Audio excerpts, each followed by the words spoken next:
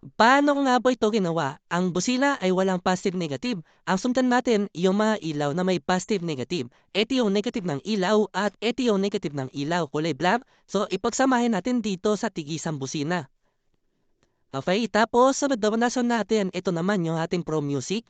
Yung black na to ay kukunya po dito sa negative ng busina. Ito, negative po yan.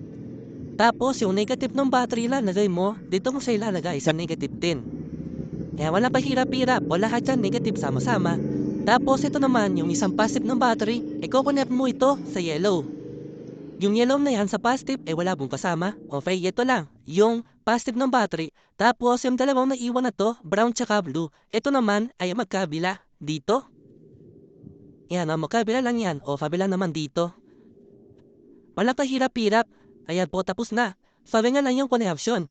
Ngayon, subukan na natin. Meron tayong battery, positive at negative. Kapag nag-connect po dito, ay tutunog na or gagana na. Tap.